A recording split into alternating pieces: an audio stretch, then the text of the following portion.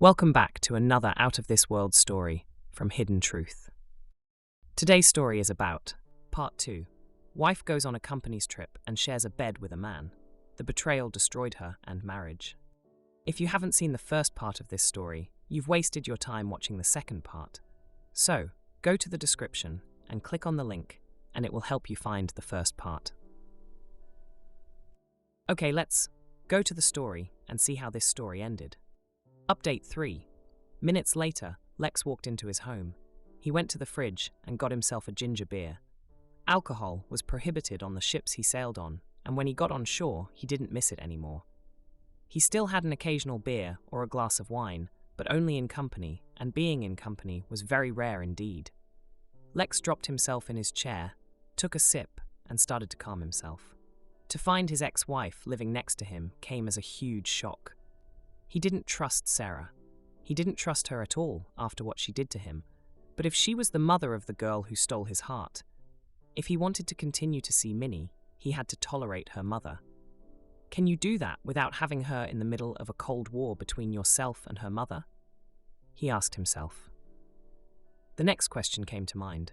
What if Sarah didn't lie about Minnie being his daughter? DNA tests can prove that beyond any doubt. Or is this another plot to rip him off again? Lex knew, one way or another, he was trapped by his love for the little girl and sighed out loud. So be it. I go along with the game, accept the DNA test, but on my conditions and I'll take it from there. Damn it. In the other house, Minnie slept the sleep of the innocent while Sarah was struggling with the letter. She wanted the letter in 3, maybe 4 parts. First, an explanation as to why she acted so stupidly. Second, how she started to come to her senses. Third, the legal and financial result of that insight. Maybe fourth, the hope that they could raise Minnie together without strife, including the repeated offer of a DNA test under whatever supervision to rule out tampering. She started writing. Dear William, if I may call you dear, firstly, I can't stress enough the positive influence you have on our daughter. Yes, I am absolutely convinced that Minnie is your daughter. That said, I am aware that you will doubt everything I tell you, and with good reason.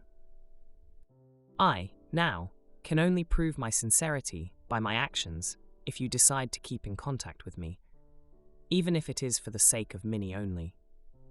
With the help of my counselor, I tried to get a grip on what happened before that faithless weekend, and this is what we came up with. 6 months before that weekend, I announced to my friends that it was almost time to start a family. Little did I know that they were jealous as hell of me, and on top of that, they were insulted that you ignored their avances. When our divorce was final, they both confessed that they tried to seduce you and you didn't even notice it. So they decided to throw a spanner in the works. For 6 months, they worked on me and pumped up my ego.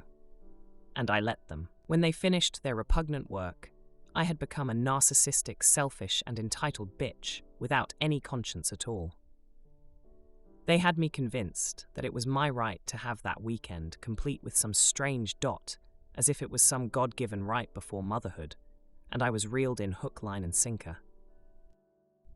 I still don't know what possessed me that time. The weekend was terribly disappointing, and I came home full of regret and felt soiled. The only thing I wanted was to make it up to you. But as you foretold, that was not going to happen, and you had made your feelings very clear. After that final confrontation and you walking out of the door, I was alone, in pain, literally, hungover, sick, and tired. The next day, after our phone call, my brainwashing reasserted itself, and I gave my weekend warrior, as I called him, carte blanche if you started a divorce. What I didn't know is that he is a sadist that got off on humiliating and hurting the spouse as much as he could. He recruited my 2 friends to spread the rumors that alienated your family and friends. I beseech you, I didn't know that until it was too late. At the court hearing, my lawyer had arranged a man-hater as judge. I didn't know that could be arranged. When I heard your voice at the hearing, it sounded as if you were dead inside. I desperately wanted to talk to you, but you were already gone. It wasn't until 5 years later, when I bumped into you at that restaurant, that I got a sense of how deep your hatred for me ran. The only thing I wanted to tell you was that you had a daughter. At that time, I was married again, very much in love and blind to the fact that my husband was doing the same to me as what I did to you. Cheating, that is. When I started to notice his behavior changing for the worse, I became suspicious and hired a private investigator. The results were devastating for me and deadly for my marriage. It seemed that my husband was a love addict. As long as it was female, he would have a go at it. As young as legally allowed up to very old. Besides the cheating, I couldn't expose Minnie to that man any longer, afraid that he wanted to have a go at her as well. I called a lawyer. A shark, but one still with some scruples left, as far as that goes with lawyers, and started the divorce. When his lawyer, the weekend warrior, started his campaign to damage me by showing me a bad mother, my lawyer confronted them with a plethora of pictures of my husband in very compromising situations with his lawyer, and threatened them to indicate him at the Association for Lawyers for immoral actions. The rumors, however, got under my skin, and one day I looked at myself in the mirror. That was a defining moment for me.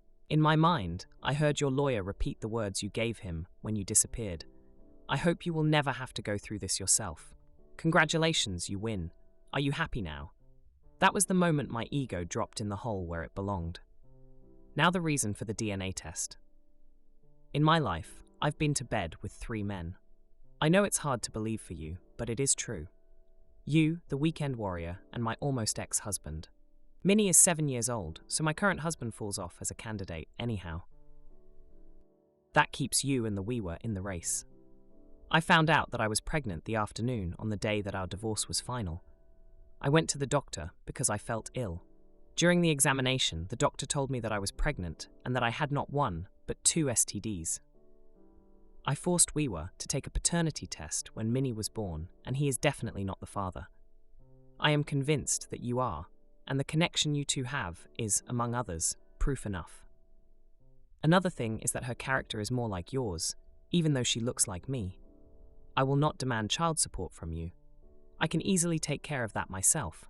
I have more than enough. Again, thanks to you, but I beg you to step up and act as her father. She is already benefiting so much from your presence in her life.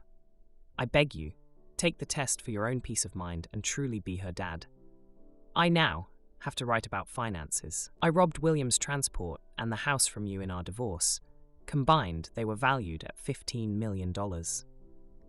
When I came to my senses, Williams Transport alone was valued at $25 million and the house at $1.5 million. I decided to sell it all and put the original value for the company and the house, $15 million, into an offshore bank account in your name. You just have to contact my lawyer. His card is in the envelope. I have but one plea.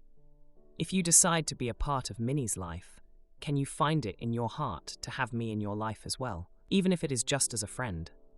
I will do my utmost to deserve that title. With affection. Sarah, soon to be Anderson again. P.S. I know that what I did to you is inexcusable. I therefore won't even try to make any, but I am deeply sorry for the hurt I heaped upon you. Sarah read the letter once again and with a deep sigh folded it in an envelope together with some pictures from Minnie and sealed it. A few days later, since Lex had signed on the ship, he had learned to get up early. Now it was his favorite part of the day. Up at 5, he already had worked for 2 or 3 hours before his shipyard woke up. Some of his business associates advised him to have the yard work 24/7, but Lex had serious misgivings about that after he had read the research on the effects on people doing so. The outcome, that working in shifts is very unhealthy for one's employees, didn't sit right with him.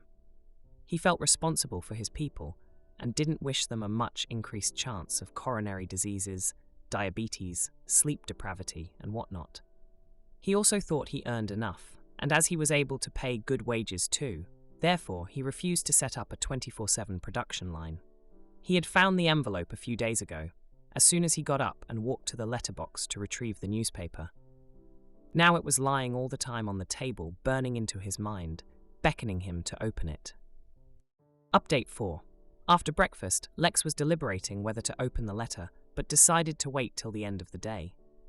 Today he needed all concentration and his wits for the final negotiations with the Marine for a contract that guaranteed him work for at least the next 10 years. Building what euphemistically was called all-weather search and rescue boats, but actually were low-profile, very fast boats to take a complement of people into and out of a danger zone. Lex had designed a so-called swath ship, in which the submerged hull could be retracted into the main hull. The idea was approved, and today the decision would be made whether the contract was his or not. With a sigh, he concentrated on his presentation and the last few contractual amendments he wanted to see. Lex almost staggered into his house, mentally so bone-tired that his muscles refused to obey properly. But the contract was his, complete with the clause that the design was hardwired and every demanded change in the design had to be paid extra for. Today, Lex had secured employment for this town for at least another 10 years, and not to forget that his own future was secure now too. Ironing out the last detail of the contract was the most difficult part. The Marine delegation wanted him to absorb the costs for the changes they wanted during the realization of their ships, and Lex refused to budge. In the end, he bluntly told them to take the contract and stuff it somewhere dark and smelly. Not too subtle, he reminded them that if they tried to use his designs to broker a contract with another wharf, there was hell to pay. After all, it was his intellectual property. That was the moment they caved and officially granted the complete contract, and now he needed to unwind. But how? First thing was getting some fresh air. He had been inside an air-conditioned room the entire day, driving home in an air-conditioned car, and he desperately needed to feel the wind.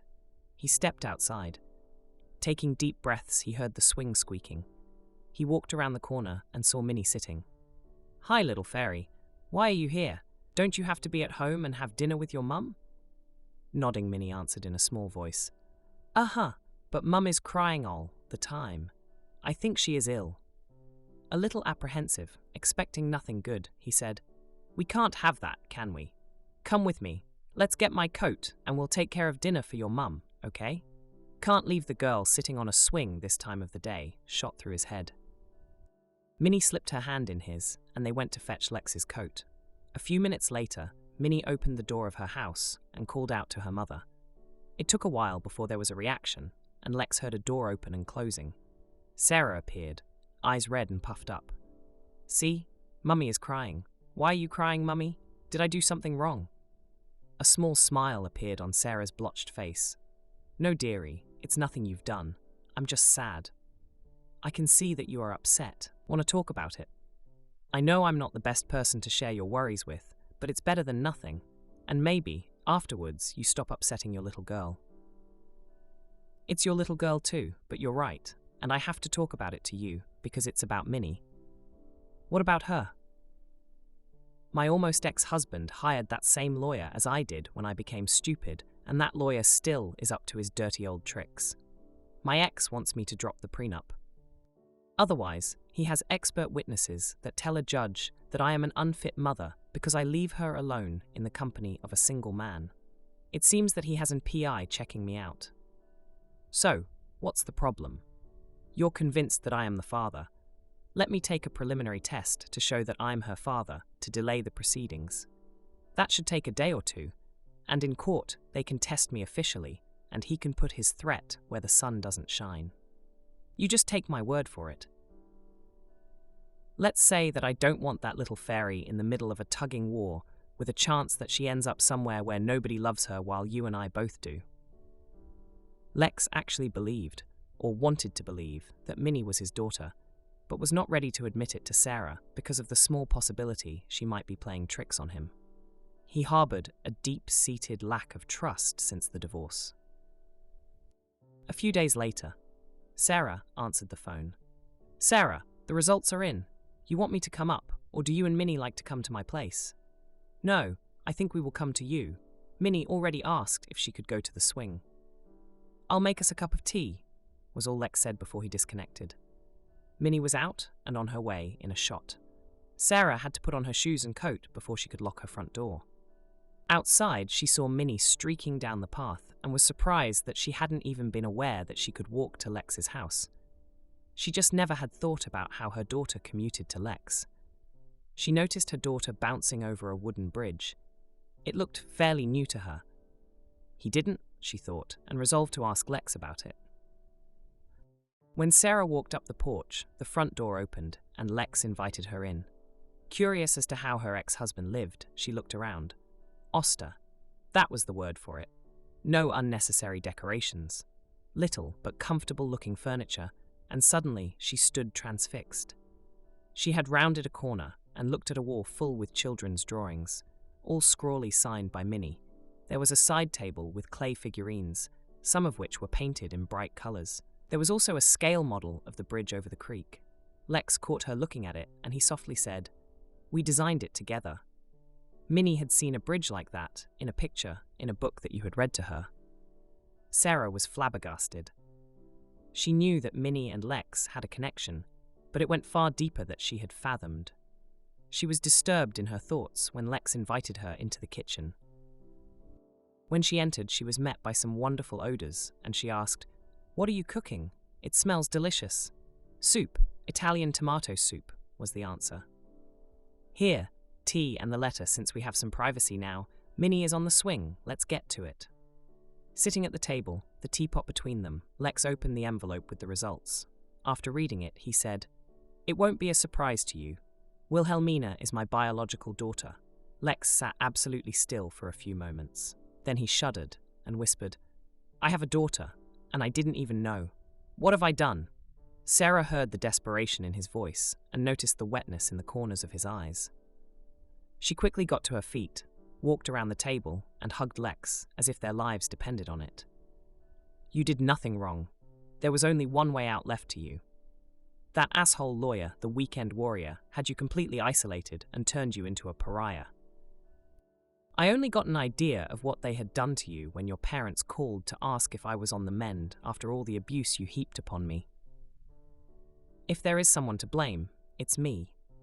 The easily influenced, self-centered, spoiled witch I was at the time. With my stupid actions, I denied you being the father of our daughter, and Minnie the father she deserves and loves so much. Long time, the only sound that was to be heard was the squeaking of the swing set." Sarah looked up and noticed her letter pinned to a memory board, along with some notes, and of course, another drawing made by Minnie. It pictured a child with on each hand an adult, one male and one female. She let go of Lex, took the letter from the wall, and almost begged, "Lex, please read it, I implore you," and handed him the envelope. Lex looked up and asked, "Do I want to read it?" "I think that you do." Lex tore the envelope open and started reading. "Finished," he said. "I like to be in Minnie's life. However, I don't want the money. I have enough as it is. The wharf is prospering, and I don't need much for myself, as the interior of the house shows." Sarah was appalled. Lex just turned a small fortune down. Now it was her turn to start crying. "But why? It is yours. I practically stole it from you. For me, that money is poison. It symbolizes the worst moments in my life. I was a broken, deeply depressed, and bitter man. I felt like a trapped animal trying to climb out of a sandpit. That was also the reason that I reacted so badly and mutilated your driver years ago. I still harbored a hell of a lot of anger toward you. I wanted out, to get away before I was going to do something I would regret later. That man was trying to stop me, and I gave him fair warning. But that's not the discussion we need to have. I can always put the money in a trust for Wilhelmina. That's not the problem. The question is, how do we go from here? What do you mean? In your letter you wrote literally that you want to be in my life, even when it's just as a friend. That tells me that you want to be more than a friend. How do you envision that? We just met. We hardly know each other. What we know is more than 7 years old. I know that I changed a lot. You know that when they wanted me to become the chief engineer on one of the bigger ships, I had to be psychologically tested. They offered me the job on one condition, that I was going to see their psychologist for my deep-seated anger. She turned me inside out and back again when she found out that the anger stemmed from your betrayal. I learned to curb it, but it's not altogether gone. Tell me, do you really want to have me as your friend, let alone more than that, knowing this? Sarah felt as if she was mentally shifted off-center. It was the first time that she was confronted with the fallout that poisoned the life of her first husband. It came to her in a flash. After the divorce, she only existed except for a short period. Yes, she fell in love with her second husband, but the connection between them was less deep than that with Will, as she still thought of him. Underneath all emotions, and despite the long time they were separated, there was still a deep reservoir filled with love for the man sitting next to her. She was suddenly convinced that she had to win this man back into her life too, not only in the life of their daughter. And she found herself centering again. She took his hands and waited until he looked at her. "Yes, I do want to have you in my life, at least as a friend. You can't convince me that you turned from Dr. Jekyll into a Mr. Hyde. I asked around before we met at Minnie's birthday. Master Lex is well liked, loved even, plays the clown at company functions, and saved the village from sliding into the unemployment abyss and prevented people from looking elsewhere to live. I'll do everything to win you over. I'll take care of you. I will be your personal whore if you have an urge. I learned the hard way that you are a fabulous lover." Lex raised an eyebrow, and Sarah quickly went on. "I mean, the rest was less. I was stupid enough to have me believe that men who had many women were better in bed. They're not, especially when your husband is technically as good as they are and added love to that equation. Then love becomes spectacular and is called making love. What I realized after that disastrous weekend was that you were the benchmark. I was frustrated about that, and you didn't play according to the rules.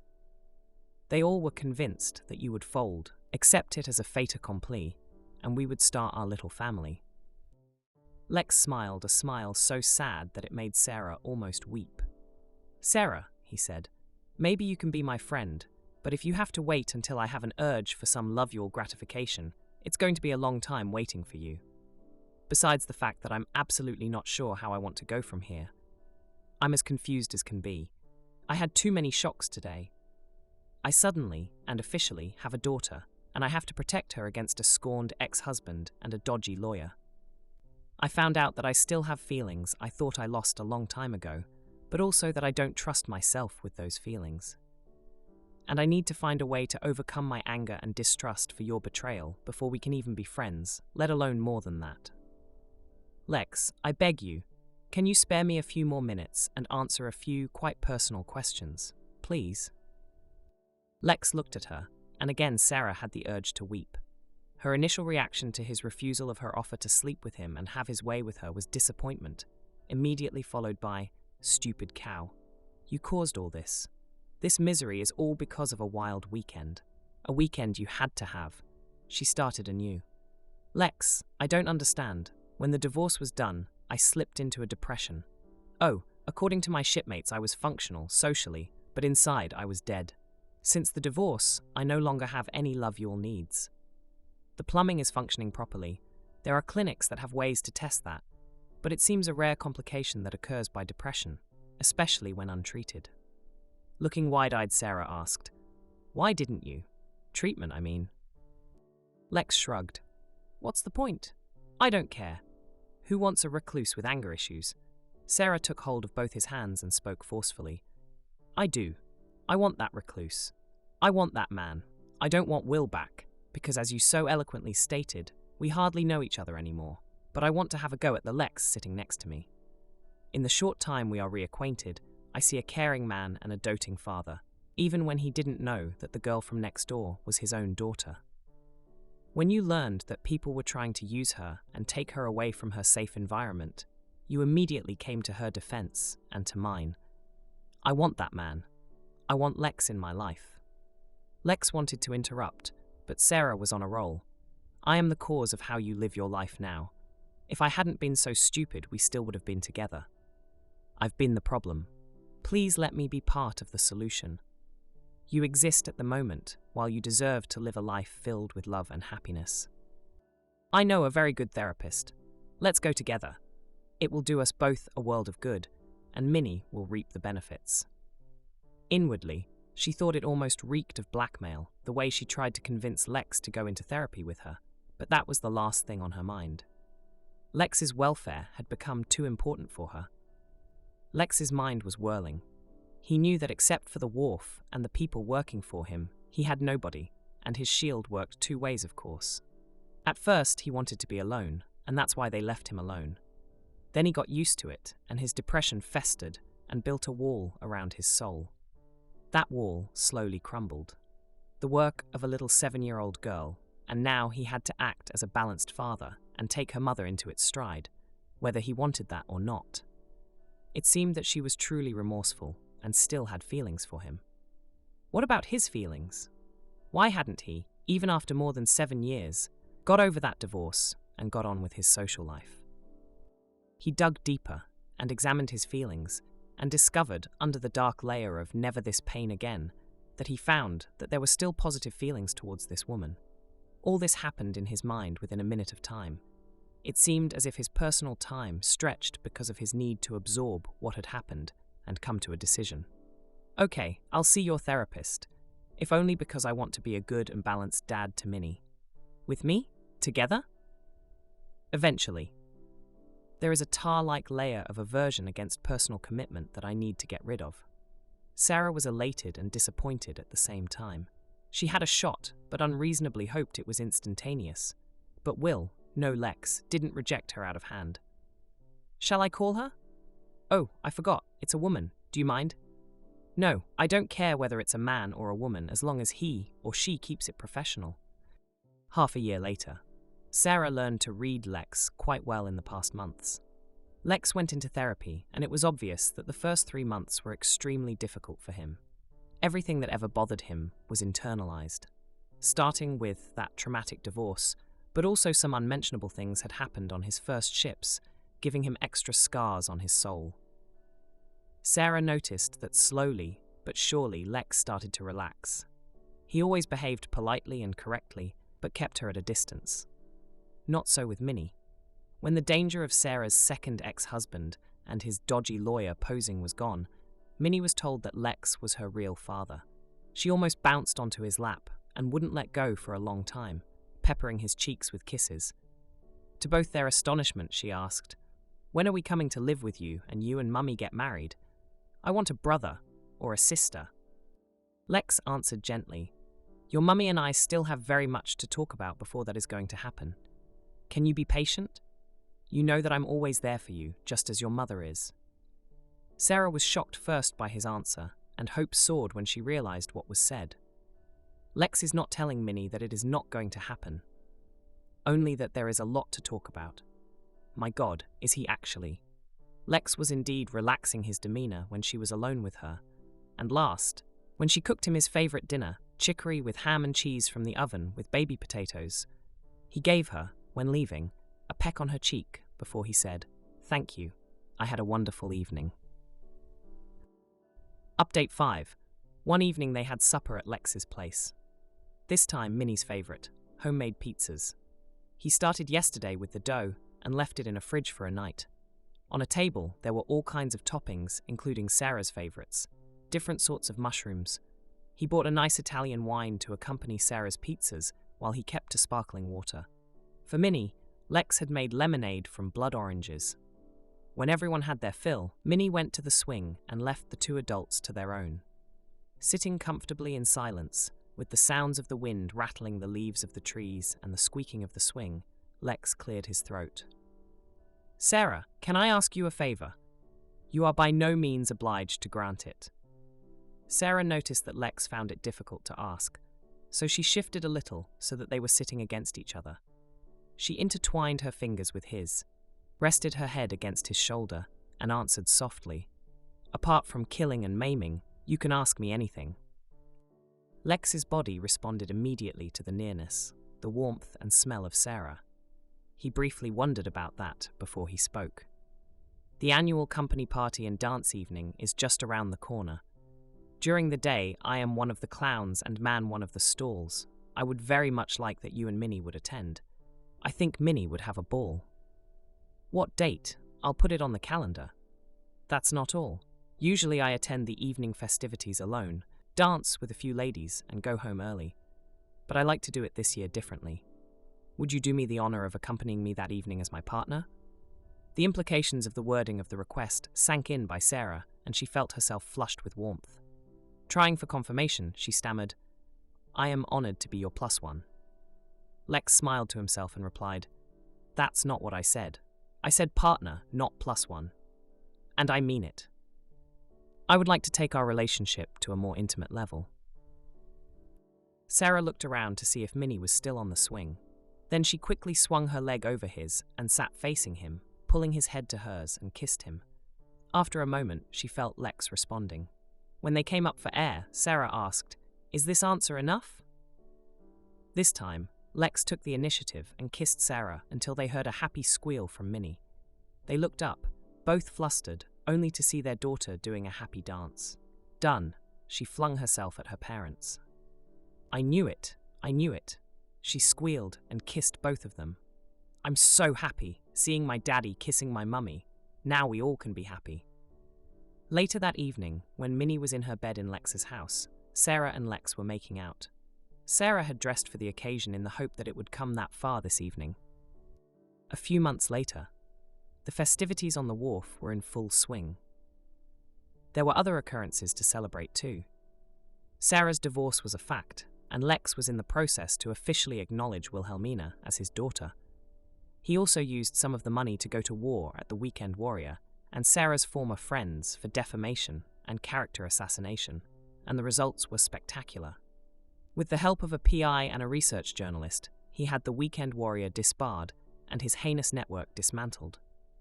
The latest on WW was that he was counting fish skins somewhere in the north of the country. He was broke due to the compensation he had to pay to his victims, among which was William Alexander Moore. Some former friends of Sarah suffered the same fate. Lex went after them, and they too had to pay for their insinuations that alienated Lex's family from him. Some others had a family and children now, and Lex didn't want the children to suffer for the deeds of their parents. They had to apologize to him in public, and that was humiliating enough in itself. Lex still refused any contact with his family. He told Sarah, "They just ousted me without any chance of defending myself. Every ounce of water gets its just deserts." Update 6. Lex played the clown, much to the enjoyment and pride of Minnie. Later there was a barbecue, and after that, it was bedtime for the children and dancing for the adults. At the end of the evening, Sarah was knackered. She had been on her feet for the entire evening. Everybody wanted to meet the woman who stole Master Lex's heart. A sigh of amazement went through the crowd when Lex took the microphone from the singer of the band and asked for their attention. "No, I'm not going to sing," he joked. He looked around until he found Sarah. "I never speak on these occasions. I'm not going to start now, but I have a question for someone special to me." He walked towards her. "Sarah Anderson, I took to the knee once before, and I vowed never again. But standing humbly before you, I want to ask if you want to join me in matrimony and be together for the rest of our lives." Sarah was shocked. She never saw this coming. She came to her senses again when she realized that everybody in the room was waiting for her answer. "Yes," came out as a whisper. She cleared her throat, and now she repeated loud and clear, "Yes, of course, I'll marry you." And she flung herself into his arms, shedding tears from happiness. Lex produced a ring that was a work of beauty. In an Art Deco-style bespoke ring made from 3 colors of intertwined gold bands, and between them, all around, were deep red rubies. Sarah gasped. The design was a reference to her first wedding band that had been gold sprinkled with diamond dust around it, topped by a solitaire diamond. Lex always maintained that diamonds were just compressed carbon, and he didn't like them, but for industrial purposes. This time, he went for what he saw as beautiful, and Sarah could only agree. This ring was a work of art. The room exploded with the cheers from the attendees, and everyone but 2 women who slinked disappointed away wanted to congratulate the happy couple. Final update. Finally at Lex's home, the babysitter handsomely paid. Sarah gave in to her exhaustion. Lex helped her to bed, and she fell asleep before her head hit the pillow. The next morning, Sarah woke up. She still felt tired and turned to look at Lex, but he was already up and about. She heard Minnie's happy laugh coming from the kitchen and knew that Lex was playing the clown again, and she was beyond content. She laid back in her pillow, and memories of last night flooded in. She bolted upright and looked at her hand. It wasn't a dream. It was for real. "Lex actually asked me. But she forgot because she was so tired, and the rest of the evening she felt as if she was in a dream. She pulled one of Lex's t-shirts over her head. She knew that he liked to see her in one, and went to the kitchen where the sounds originated from. Lex looked up from his shenanigans and asked, "Good morning, my love. How are you feeling?" "Tired," was Sarah's short answer while Lex poured her a cup of coffee. He just nodded in acknowledgement. Minnie hopped outside to give the swing a workout, and Sarah took advantage of their moment of privacy. "Lex," she said in a soft tone, "why did you propose yesterday evening? Not that I'm complaining.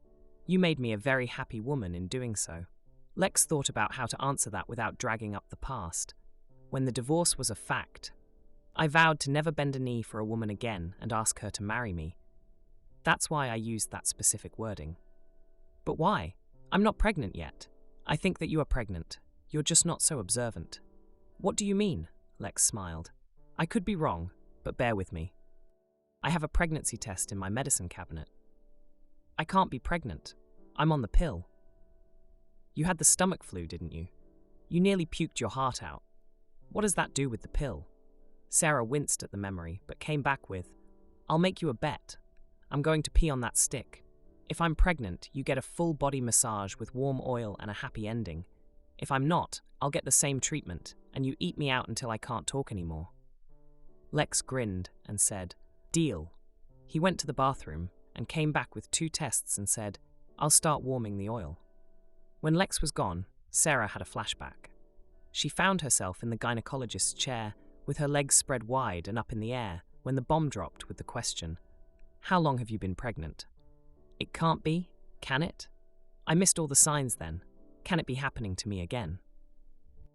Suddenly she had butterflies in her belly, and her next thought was, wouldn't it be wonderful if Lex is right?